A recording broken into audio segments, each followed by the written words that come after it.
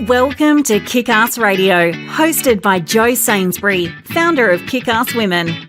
Join Jo over the next hour as she shares stories and conversations that are both inspiring and empowering.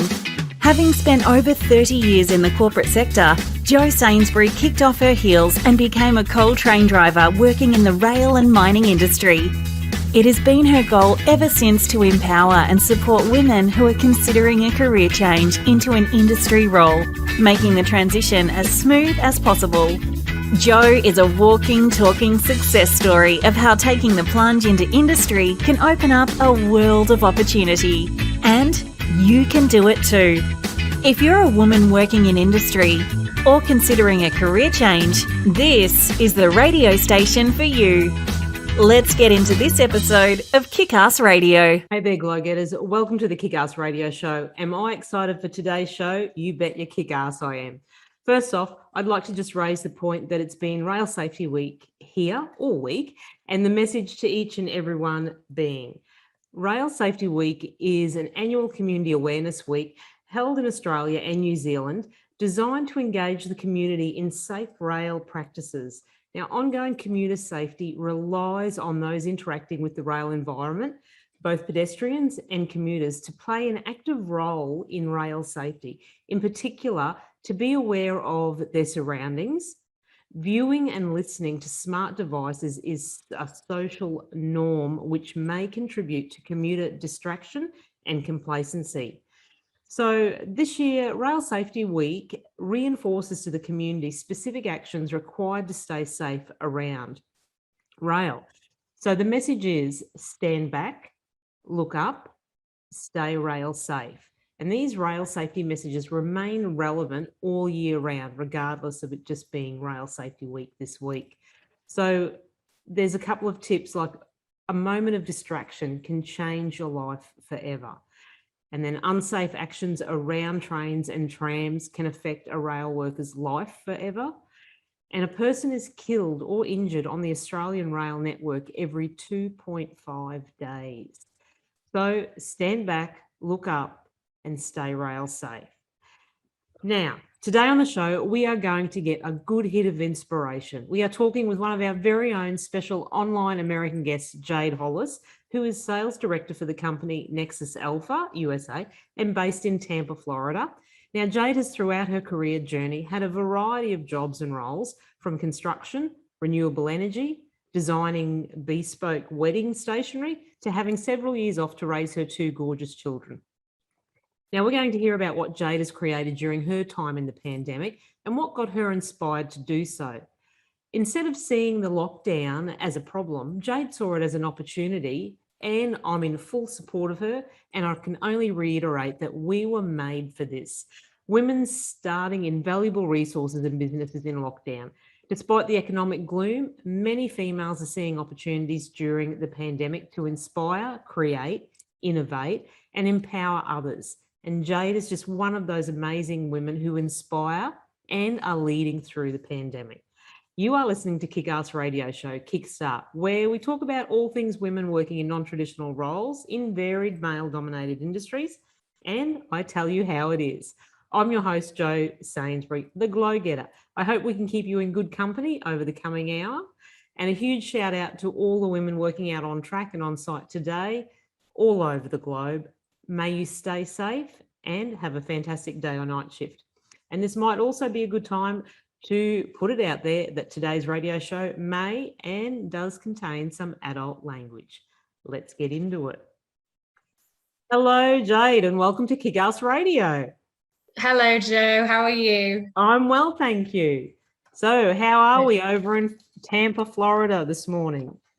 Yep, it's lovely over here. Always sunny. So enjoying it over here in the heat. Yes.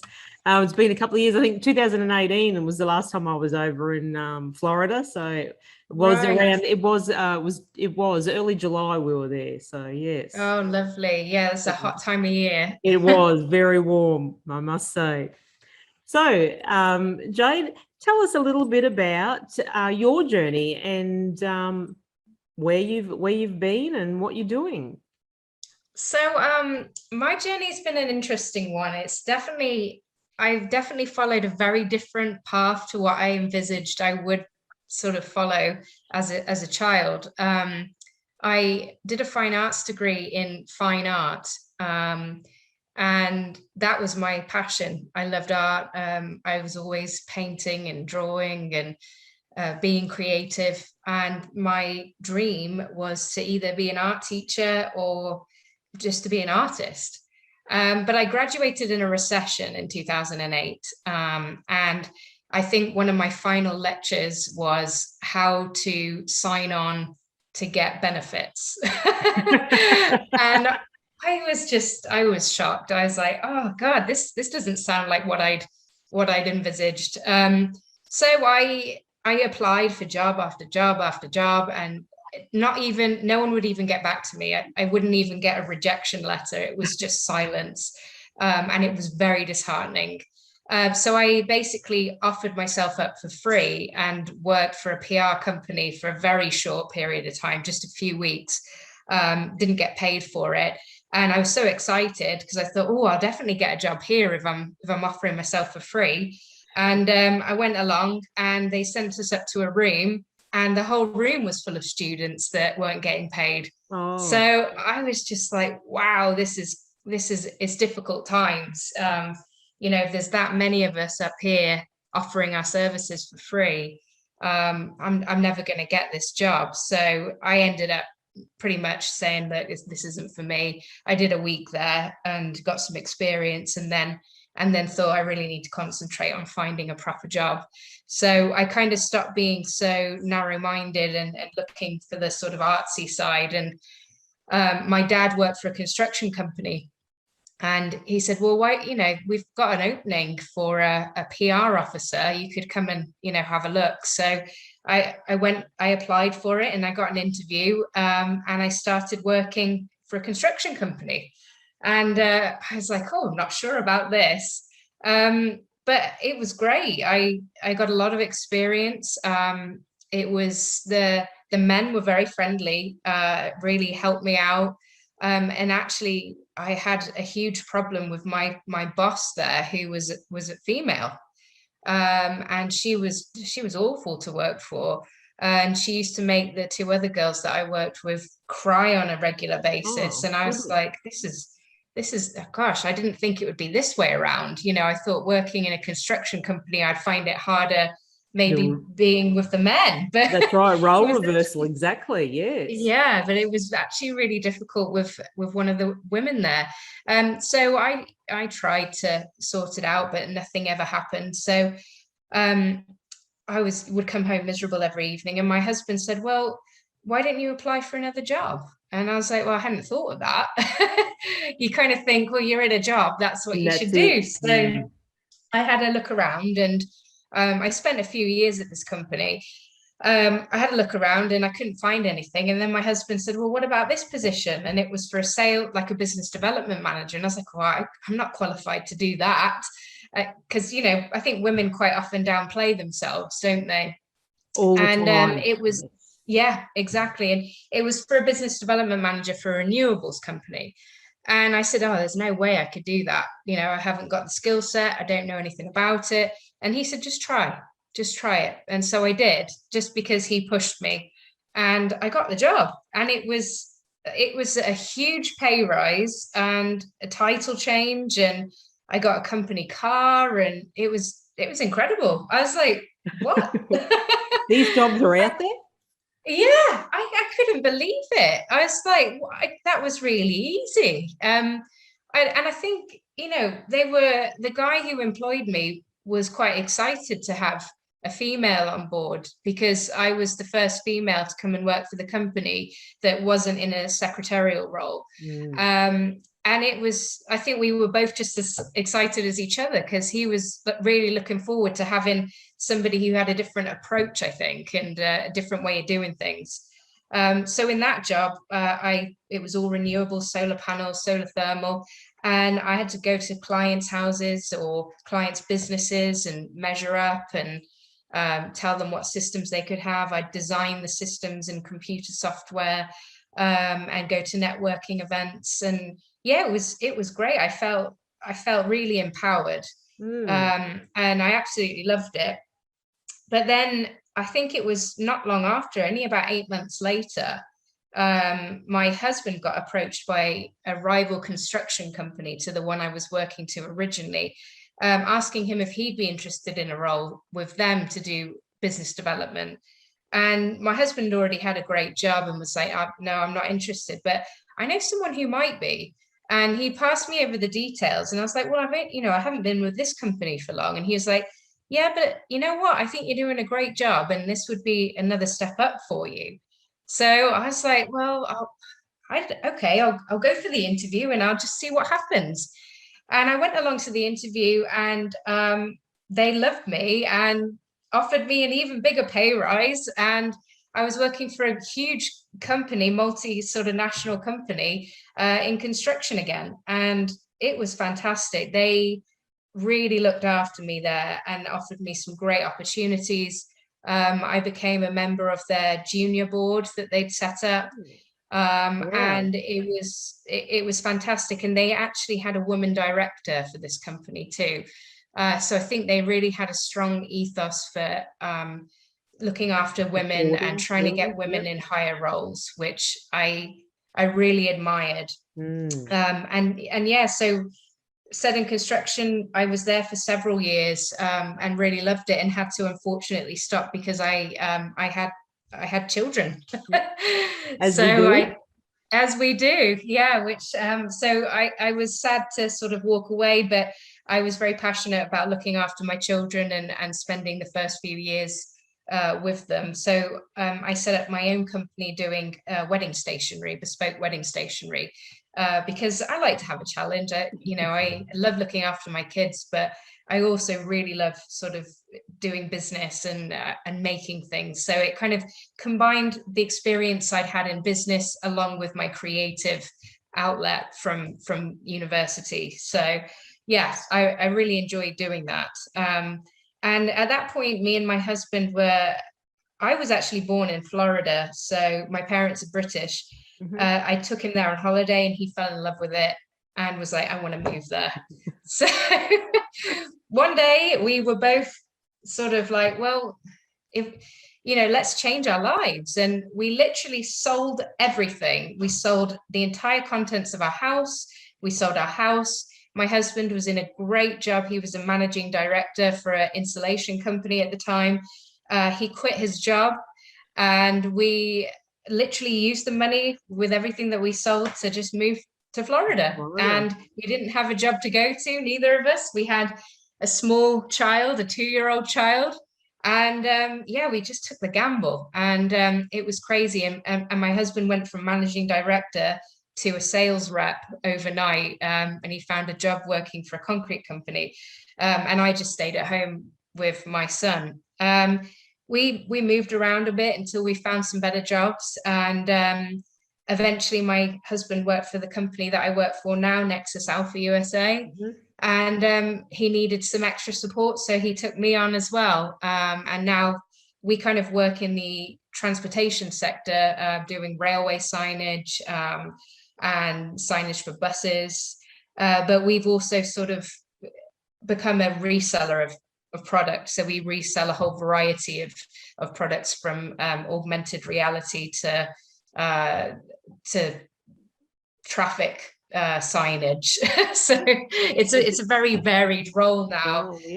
But yes, again, still very male dominated. So I keep ending up in these male dominated sort of little sectors, which is interesting. It is. And that's a great diverse array of roles that you've accomplished over your career. And it's obvious that you've worked hard at developing a broad range of business skills, and particularly, dabbling in that creative side where you'd done your study, but you didn't actually actively pursue that. Yes. And look where you've ended up. That's a great achievement, Jade, on what you've accomplished over those years. And in regards to our family lives, I think we all take that opportunity at some stage where we do the upheaval, we relocate our whole families. I know my husband and I and our family, we were on the move every 12 months, 14 months for a period of years there with his role in his, he has an earth moving company, and he was having to relocate to a new base station just over every 12 months. So we had 2 young children at the time, and I was doing that, and we did that. And we've ended up here in central Queensland, where we've been for the last 20 plus years. But lovely. I think we all kind of go through that little gypsy stage where we think, no, that's it. Yes. Let's just do it, and we're out of there. But Exactly. and they're all great learning experiences, and it's great to see life from a different scenery. Oh, it really is. And I think it's really helped me to realize what it is that I want from life, and what makes me happy and what makes my family happy. I think having all these varied experiences, from good experiences to bad experiences, it's really allowed me to become in tune with my life, I think. And they are, and we need the combination of both good experiences and bad experiences to learn in our lives. So we were just talking, you were talking about working through the male-dominated industries. How have you championed your way through that? Like, were there any particular challenges you experienced in any of those roles that actually gave you a bit more of a guiding light? And yes, it was difficult at times. I was young as well when I first started. I was early 20, early 20s. Yeah. And you feel like an adult at that age, but you look back and you see you're still a kid, really. And I just threw myself. You're still a kid, and you're a Yeah. young parent, aren't you? Yeah. Yeah, exactly. And I just threw myself into the deep end. Yeah, most of the roles that I've gone through was to sort of be the face of the company, sort of sales and marketing roles. And I would have to be client facing. I would have to be go to networking events, and I'd also have to go on sites a lot of the time, like construction sites. And it was really difficult because I was so nervous. I remember very vividly my first experience of going on a networking event, and I opened the doors early one morning and walked into the room, and it was full of men in suits. And there I was with my little dress and my handbag and my high heels. I felt like Bambi. My legs sort of buckled underneath me, and I walked in, and I was so aware of every movement I made. And I felt like everyone was watching me, although they probably weren't. It was just one of those. Just an intimidation first look at, like, what am I doing here? I don't belong here. Exactly. And I thought, you get that imposter syndrome, don't you? Oh, they're gonna find me out. And I'm like, find me out for what? I'm just, I'm just doing a job here. And I walked in, and I had a great mentor actually in my first role. And he basically said to me, don't be nervous. Use the butterflies in your stomach as your advantage. So instead of being nervous, use them as the energy that fuels you to speak to people and sort of draw people towards you with that. And he said, you have one mouth and two ears. You have one mouth for a reason, and two ears so you can listen more. And I'd never thought of it like that. I always thought like you had to just chat and fill the time with chatting. And he said, don't, just listen. He said, don't be afraid of the silences. Just be comfortable, surround yourself with it, be comfortable with it. If there's a pause, there's a pause, and just sit back, relax, take a deep breath and listen. So I did, and I listened, and it was the best advice I've ever had. And it allowed me to get to know people very well on the circuit. And in the construction industry, I ended up being quite well known because I think I would listen so much to people, I would remember all this information on them. And the next time I saw them at events, I'd say, oh, how was the golf tournament? Or, oh, have you moved house yet? And I'd remember all the personal bits that actually meant something to these people.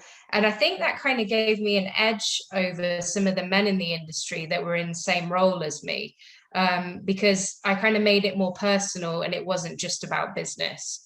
So that really, it empowered me to turn something negative into something really positive. There were big challenges too. I'd go on site often and there would be men on site and they would do their usual. They would, jeer and wolf whistle. And I did find that uncomfortable to start with. And, I'd go home at night and be like, I got to think of some clever response to say to them next time. And I never would. I'd never say anything. And after a while, I'd just get used to it and be like, do you know what? It's a compliment. Smile, just smile. And that's all I would do in the end. I'd just smile and walk on and just treat it as a compliment and be comfortable with that. And I think, sometimes as women, we overthink these things. And it's just like, well, as long as people aren't being mean to you, just accept it as a compliment. So, yeah. It is. And that comes back to, response versus react. So yes, it's better to conduct yourself in that manner rather than to react to it. Definitely. So Oh, well, that's it. And I think you kind of in just smiling, it just makes them, they can't do anything back really. No, that's all right. And that's right. Like the glass ceiling stands defiant still and resolute across much of our workplaces, both here in the USA and further abroad. And it's still confronting many women who dare to achieve, and all too often it's all unseen and unacknowledged to progress. The ceilings aren't even cracked in some areas, but Definitely. You've brilliantly captured your fears and failures and gone on to successfully challenge the status quo. So congratulations there. Thank you, Jo. I think women sometimes are their own worst enemies. I honestly, yes. if it hadn't been for my husband sort of championing me, I probably would still be in that PR role because sometimes we just don't go for opportunities because we think we're not good enough or we don't know how to do it. And sometimes you just got to, bite the bullet and go. And do it. And what's the worst that's going to happen at the end of the day? You don't get a job. You don't, if you've got to try these things. That's right. And as you said, what's the worst could happen? The answer could be no, or, you don't get that job, but you take a step back and you go and do it all again. And who's to say that you don't take 3 steps forward on the next attempt? The opportunities are out there and the possibilities are limitless. Definitely. So, now that we're coming back to us all traversing this life as we know it now with the pandemic, talk us through your experience with the pandemic and how you came about with the inspiration to create this amazing group you have now, as in Women in Transportation Together. Well, I basically had a break from having children, roughly 5 or 6 years, in which I did sort of dabble a bit in my own business, but nothing too much. And I started this new role in Florida for Nexus Alpha USA. And I was so excited, getting back into work again. I enrolled the kids in school. And I felt like I was starting to have a bit of my own time back again, so I really threw myself into it. But 3 months into it, or 2 months into it even, coronavirus hit. And all of a sudden I was at home with 2 kids and a job. And I was just like, oh my goodness, what am I going to do here? But I was very lucky that my work was incredibly flexible. They understood the situation and allowed us to do flexi time. They weren't strict on the hours as long as we got the work done. So, that really helped. But amongst that, we found, obviously, as many businesses did out there, everything slowed down to a very slow pace. It was difficult to get new clients. We couldn't go out and meet people anymore. And it just, everything seemed to come to a bit of a halt. I felt sorry for all the women out there. I thought that I can't be the only one in this situation. I'm very lucky that I have such flexible hours. I'm sure there's women out there that have got the same story as me, but don't have that flexibility. And it made me worry and wonder about how people were going to cope with that. So I decided to set up Women in Transportation as a support network to, reach out to women, see how they were getting on, especially because the women in the male-dominated society, I know, would have the issue of having children, but expected to have the same level of work commitment as their male counterparts. So I set it up because I thought, well, if we can support each other, then at least maybe that could help a bit. And also, I used to be part of a women in construction group back in the day when I was in construction, and it was just such a great a place to be. And we involved men as well, but I think it just helped women feel confident in the industry. So we set it up, and we wanted to showcase as many women as we possibly could to try and promote them, try and make them feel confident, and to try and get them to network with other women who were in similar roles, and also to try and encourage younger people who were looking for careers to consider the transportation sector, because I don't think it's publicized enough. I never even, of course I'd heard of it, but I never had it in career fairs, or no one ever sort of said, why don't you try this sector? So I thought it was an important thing to try and start doing, and try and encourage women to get up in this industry, because if more women don't join the industry, then it's never going to change.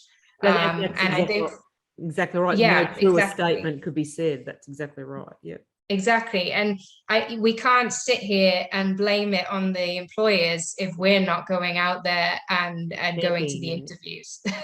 Exactly so, right. and I knew from firsthand experience, from what I've explained to you earlier, that I didn't feel like I could put myself in those positions. And it wasn't until somebody, my husband said, just go for it, that I did it. So I knew there'd be more women out there that would be feeling the same as me. So I just wanted to encourage people to just go and get it.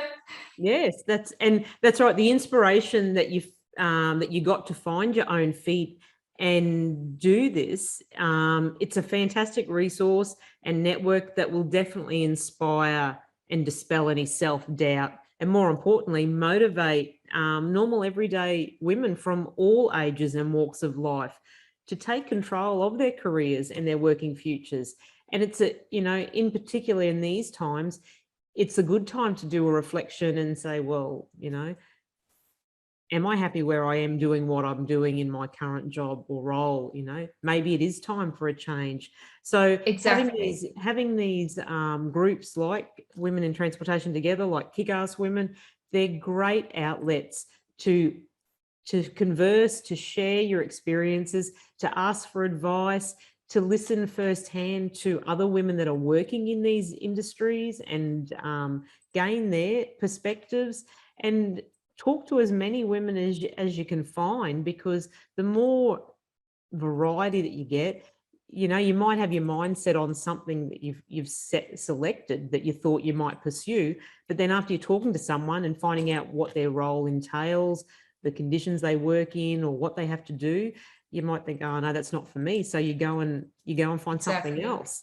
And they're not groups built on War of the Roses. They're more so for finding out what truly floats your boat, and ultimately what makes you happy. After all, that's what life's about, isn't it? It is, yeah. And we're a completely free resource. Anyone can promote themselves, their business, whatever, on our site. And we have some great connections. So if people just are looking for those connections, we can point them in the right direction, and hopefully help them out with finding something different. Yeah. All right then, Jade, we're just going to take a little 30-second break and listen to one of our show's sponsors, and we'll be back to chat again shortly. Won't be long. Hey Glo-getters, have you heard about Kickass Women? Founded by Jo Sainsbury, Kickass Women is dedicated to empowering and supporting women who are considering a career change into an industry role.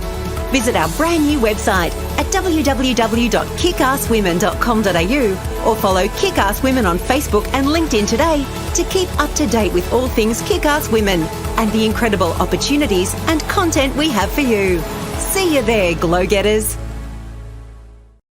Thanks for tuning back in, where we are chatting to Jade Hollis of Women in Transportation Together. So Jade, who has been your biggest supporter? And I know we just talked about your mentor before, but any other big supporters or role models over the course of your career? Yes, definitely, plenty of them. And I know we talked about this before in another conversation. They are such important people. You need to really grab hold of them and hang on to them, because the more people that you can get to support you through your journey, the better. And they love it too. That's the other thing. It's I think my biggest supporter is probably my husband. He really, I would not be where I am today in my career sector without him pushing me to do, to try. And, and he always tells me, well, it wasn't me, you got the job. And definitely, but I would have just stayed in the same role probably without and sort of festered. So, he has been great for giving me that confidence and moving me forwards and making me have a higher opinion of myself, I guess, because I think that's so many women's problem, is that they just sort of are wallflowers, or kind of think, well, I'm good at what I do, so I'll stick to this, and they don't challenge themselves often. So he's been a great inspiration to me, and he's sort of done it himself as well. He's moved around until he's been comfortable and gotten into exactly the position he's wanted to be, and so I've just sort of followed in his footsteps. And anything's possible. You just have to, you want to change your life, and sometimes it doesn't work, but okay, we bounce back and change it until it does work. That's right. And it's about stepping out of your comfort zone. You really need to take that step and try it. And as we said before, if it doesn't work, fine. We learn by failure. So definitely, if you have to take a step back, that's fine, because you'll end up taking a couple of steps forward. And you will. Like external mentors are great, and they're great to use as sounding boards for your ideas and strategies. Exactly. They come through with a fresh perspective, and they won't get caught up in all the details. Like, we're all prone to our limiting self-beliefs. And also internal mentors, preferably from maybe not the department that you work in at your company, but from another department. They're also a great resource, as they can promote you and your work within that company and across the organisation. So that helps you get more visibility, and it gives you, builds confidence in yourself again. So having mentors and role models is so important for your development and growth in your career and in your self-confidence. So yes, it really is. Big champions of finding a mentor and a supporter or a sponsor, definitely, in your career. Exactly. Yeah, it's key. It really is. It will help you to get over obstacles that you can't get over yourself, because they'll see it from fresh perspectives. It's great. All right. So what do you think are the top 3 things organisations can do to be more inclusive for females? That's an interesting question. I think there's a few things, certainly. I think hiring women in higher roles is a big one, and I still see it in so many corporations today. It's getting better, but it's still very male heavy when you get to board level. In a lot of these big organizations. Now, again, though, I'm going to repeat myself and say, I think some women are to blame for not putting themselves out there again, because obviously, if the person who's looking for a director in his company hasn't got a woman to interview, then she's not going to get the role. So, I think there's a lot to be done from both organization and from women, just boosting their confidence and pushing themselves. But yeah, I would really like to see some more women in higher roles, and not just like a token woman as well, not just like, oh, we have a female director, or oh, we have Not one to tick the female on box. our board. I'd like to see some male dominated boards out there. That would be fantastic. Where there's like, oh, we have a male director. That would be great. So it would be nice to see that, and I can definitely see it sort of growing through gradually. But yes, I would like to see a bit more of that. So that's the first one. I think not mixing professional life with personal life is a big one. Sort of, I think you do get a lot of judgment by the maternity leave and being pregnant. I know when I was in construction, I was treated very differently when I was pregnant. The men treated me very differently, and obviously for safety reasons, I wasn't allowed on sites. But then all of a sudden, it was like, oh, okay, well, you're not. You can't. Some people were a bit like, well, you can't do your job properly. And I was like, well, I think you find I can. I'm exactly the same person that I was 6 months ago. Just carrying more weight. Yes, exactly. So, I just wish more companies would sort of not mix the whole professional and personal life. I think keep those two things separate unless there's a reason to. That's one of them. I think a lot of companies are still quite old-fashioned in that regard. And then sort of fair pay as well. I still see, even I know one of the companies I worked for, they promoted a woman who had been there for years and years and years, doing a fantastic job. They promoted her to director, but they didn't give her a pay rise with it. And she was on half the pay of all the other directors in the company. And I just found that disgusting. And I thought she was really pleased. And I thought that was great, but it shouldn't be like that. It really shouldn't be like that. She shouldn't be grateful just because they put her up to that level. It should be the full package. It made me really angry, that did.